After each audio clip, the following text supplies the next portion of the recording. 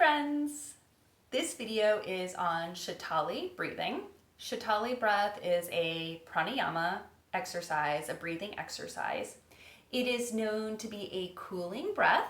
It's actually mentioned in the Hatha Yoga Pradipika to cure fever. And generally it is more of a cooling breath. You'll see when we do it why you'll get to feel that. In the Ashtanga Yoga method, Sitali breath is part of the Ashtanga Yoga pranayama sequence, but it's at the very end of the sequence. So the Ashtanga Yoga pranayama sequence is very warming, gets you really hot, and then you finish with cooling breath before a little shavasana. The Ashtanga Yoga sequence, however, or the Ashtanga Yoga pranayama sequence, however, is long. It's about 45 minutes long, 50 minutes long, depending on your retentions. And so you have to do a lot of pranayama before getting to Sitali breath. I'm going to show it to you as its own practice because it really is beneficial on its own. All pranayama is beneficial. It's part of the yoga path. It's part of the 8 limbs. And to really use yoga as a conveyor belt to samadhi, then you want to be practicing pranayama regularly.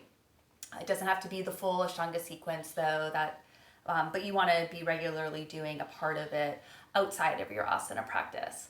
I wanted to show you this now because it's the summer months and it's hot, and a nice cooling breath can be beneficial because it does kind of help you drop your body temperature down, especially if you're doing vigorous asana right now. You know, a long vigorous asana practice really heats you up. So you would want to do a long closing sequence, a long shavasana, and then maybe some Sitali breath to cool you off a little bit before you go out and about in your day. All right, well then let's do it. Come to a comfortable seated position. I'm seated on a block right now.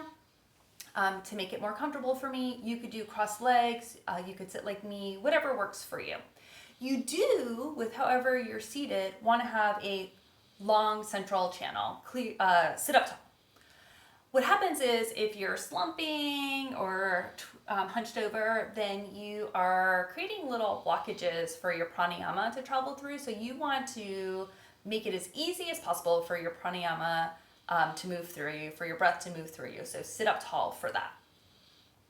When you're seated, you want your knees below your hips. And so seated up on a block helps with that, like I'm doing. But whatever you're doing, just try to let your knees drop down, because if your knees are up high, if you're in a cross-leg position or however you are, if your knees are up high, it will pull at your psoas a little bit. And then that gets really uncomfortable if you're seated for any length of time. Find yourself in a comfortable seated position. For Sitali breath, you are going to roll your tongue like this. If you can't roll your tongue, you're just going to breathe through your teeth. But if you're able to, you roll your tongue, you stick it out, and then you're going to inhale slowly through your tongue, close your mouth. We aren't going to do a retention because we're trying to cool, and exhale through your nostrils. When you exhale through your nostrils, you are exhaling slowly, fully, evenly. Let's try 5 of these breaths together. Inhale.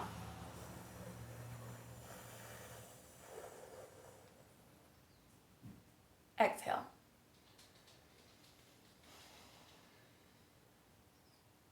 Inhale.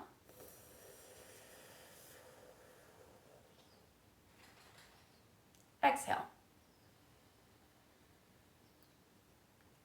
Inhale.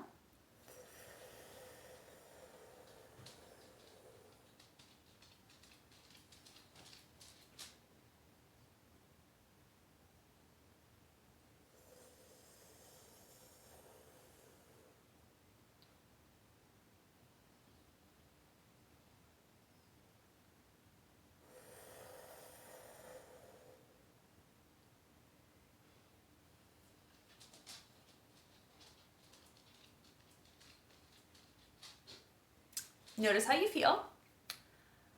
Hopefully you feel a little bit cooler. And again, if you can't roll your tongue, you would just do the same thing like this.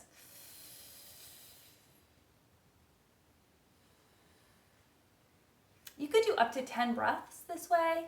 Again, it's not really about the retention, it's more about letting the breath cool you as it comes in and then exhaling it.